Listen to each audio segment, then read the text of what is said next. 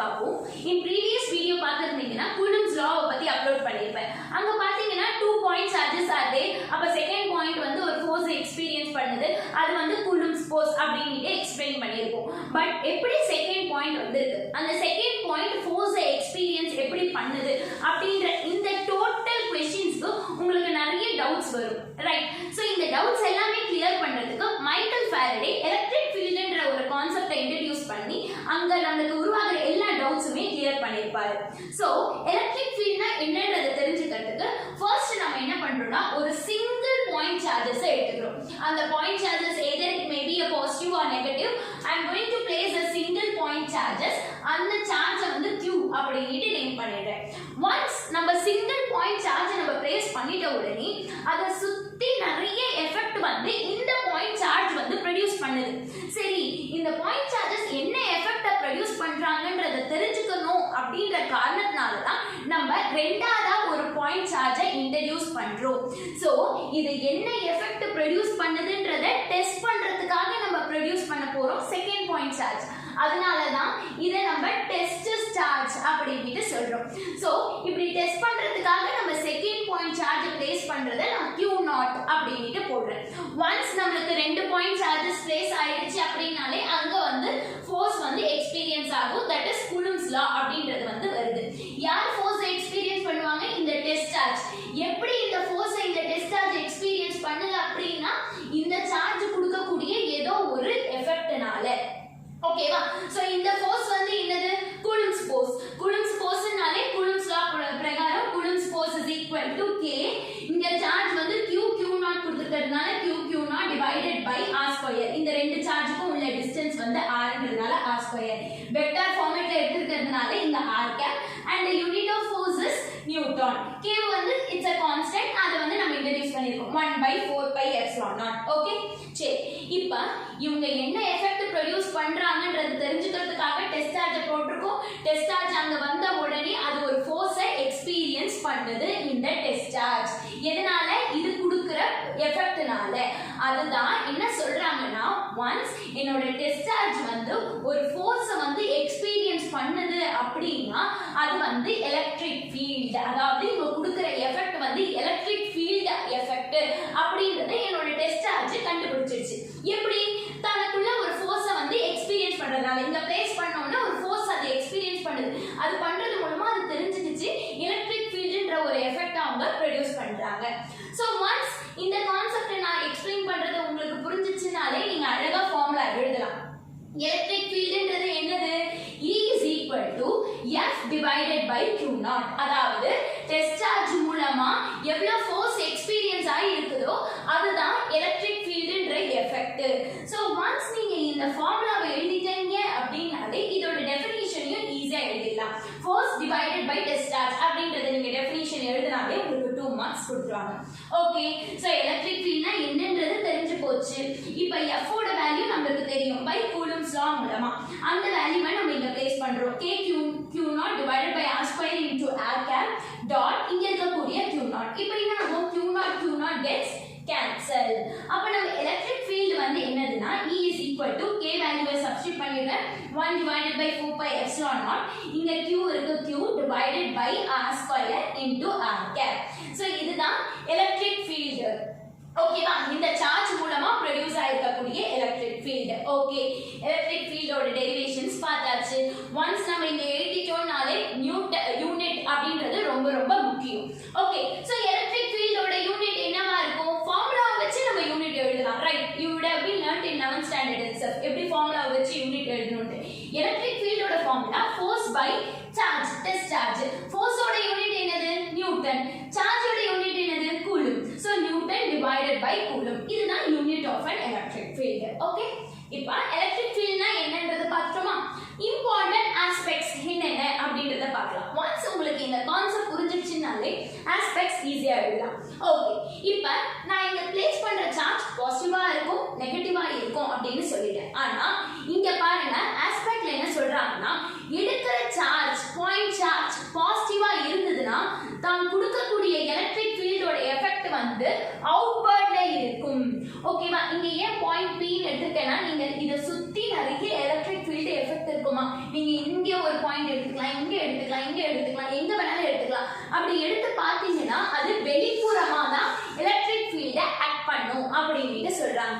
இதுவே நம்ம எடுத்துக்கக்கூடிய point charges நெகட்டிவா இருந்தது அப்படின்னா அது கிட்ட இருக்கக்கூடிய எலக்ட்ரிக் ஃபீல்டோட எஃபெக்ட் வந்து உள்புறமா இருக்கும், டுவர்ட்ஸ் தாம் பக்கம் அந்த எலக்ட்ரிக் ஃபீல்டோட எஃபெக்ட் வந்து அது வெச்சிருக்கும் அப்படின்றாங்க. So this is the first point of aspects. And second point, இதெல்லாம் முடிஞ்சிருச்சு.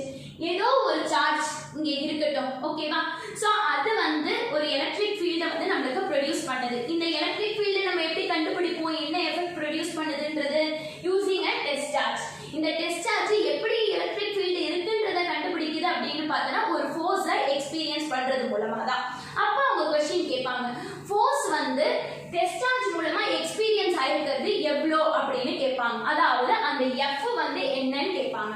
சோ F வேணும்னா ஈஸியா இந்த ஃபார்முலால இருந்து தெரிஞ்சுக்கலாம். இப்போ நம்ம F கண்டுபிடிக்கணும்னா இந்த Q0 இந்த சைடு கொண்டு போயிடலாம். டிவைட் இருக்கக்கூடிய Q0 இப்படிக்கா வந்துருச்சுன்னா மல்டிப்ளை ஆயிடும். So F is equal to Q0 into E. ஓகேவா? சோ கூலம்ப் ஃபோர்ஸ் கேட்டா you have to write this. இதுவே ஒரு டெஸ்ட் சார்ஜ் மூலமா எவ்வளவு ஃபோர்ஸ் எக்ஸ்பீரியன்ஸ் ஆயிருக்கு அப்படினு கேட்டாங்க in terms of electric field means your formula will be like this.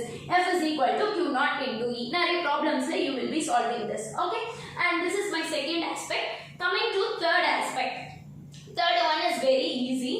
Electric field is independent of Q0 and dependent on charge Q. See, electric field ஓட derivation இதுதான்.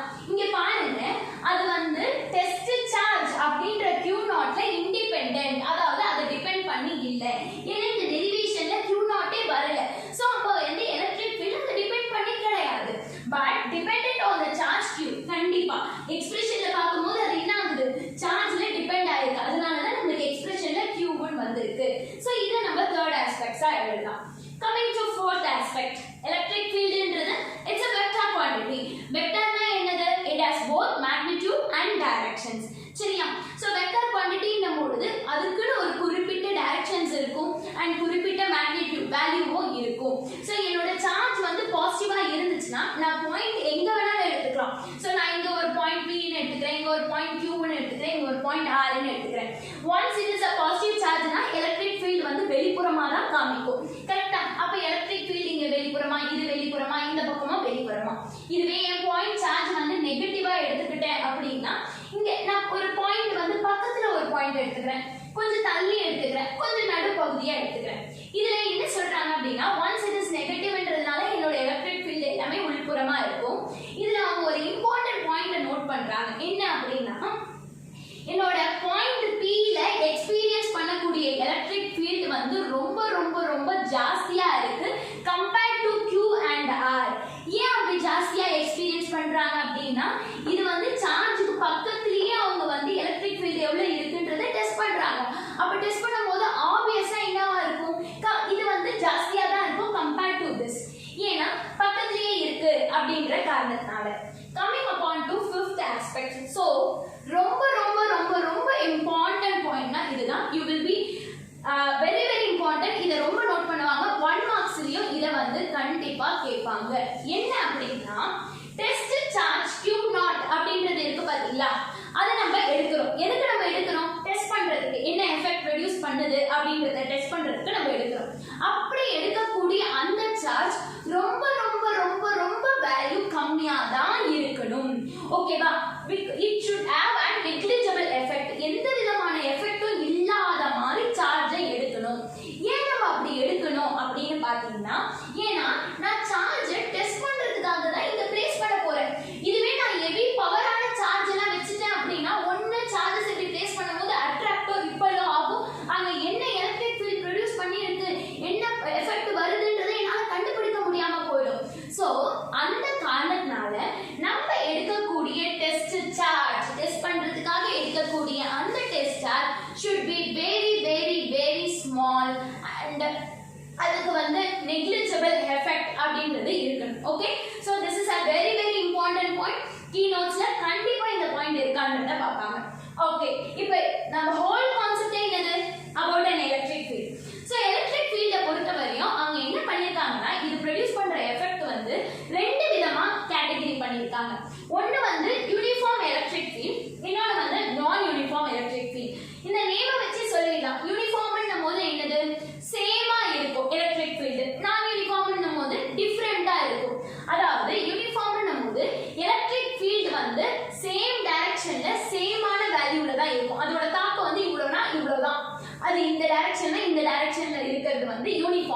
But நான் யூனிஃபார்மை பொறுத்தவரையும் இப்படிக்கா ஒரு எலக்ட்ரிக் ஃபீல்டு இருக்கும், இப்படிக்கா ஒன்று அந்த தாக்கம் வந்து சுத்தி இருக்கும், வெவ்வேறு ஒவ்வொரு மாதிரி இருக்கும். அது வந்து நான் யூனிஃபார்ம் அப்படின்னு சொல்றாங்க. இதுல ரொம்ப இம்பார்ட்டண்டா நம்ம நோட் பண்றது என்ன அப்படின்னா, ஒரு பாயிண்ட் சார்ஜ் ஒரே ஒரு பாயிண்ட் மட்டும் இருந்து அது ப்ரொடியூஸ் பண்ணக்கூடிய எலக்ட்ரிக் ஃபீல்டு வந்து கண்டிப்பா நான் யூனிஃபார்ம் எலக்ட்ரிக் ஃபீல்டா தான் இருக்கும் அப்படின்னு சொல்றாங்க. அதாவது இங்க பாருங்க, இது ஒரே ஒரு பாயிண்ட் தான். அப்ப இந்த பாயிண்ட் ப்ரொடியூஸ் பண்ணக்கூடிய எலக்ட்ரிக் ஃபீல்டோட எஃபெக்ட் வந்து ஆப்வியஸா நான் யூனிஃபார்மா தான் இருக்கும். ஒன்ஸ் நீங்க பார்க்கும்போது தெரியும், இங்க ஒண்ணு இங்க ஒண்ணு இங்க ஒண்ணு இங்க ஒண்ணு இங்க ஒண்ணு இங்க ஒண்ணு. சோ இட்ஸ் a நான் யூனிஃபார்ம் எலக்ட்ரிக் ஃபீல்ட். சோ இந்த பாயிண்ட் ரொம்ப இம்பார்ட்டன்ட். ஒரு சிங்கிள் பாயிண்ட் சார்ஜஸ் மூலமா ப்ரொடியூஸ் ஆகக்கூடிய electric field should be a non-uniform electric field. இங்க பாருங்க, magnitude changes, distance increases. அதாவது இந்த எலக்ட்ரிக் ஃபீல்ட் வந்து பாத்தீங்கன்னா டைரக்ஷன் மட்டும் வேற வேற இல்லாம அதோட தாக்கமும் பாத்தீங்க அப்படின்னா வெவ்வேறா இருக்கும். சோ கிட்டக்க வந்து தாக்கம் ஜாஸ்தி இருக்கும், போக போக போக தன்னுடைய தாக்கம் வந்து கம்மியாயிடும் அப்படின்றது தான் நான் இங்கிலீஷ்ல எழுதியிருக்கேன். Okay, so this is an electric field and its important aspects. இதுதான் key notes. இவ்ளோ electric fieldனா என்ன, important aspects ஓட 5 or 6 points எழுதினாலே கண்டிப்பா மார்க் கொடுத்துருவாங்க.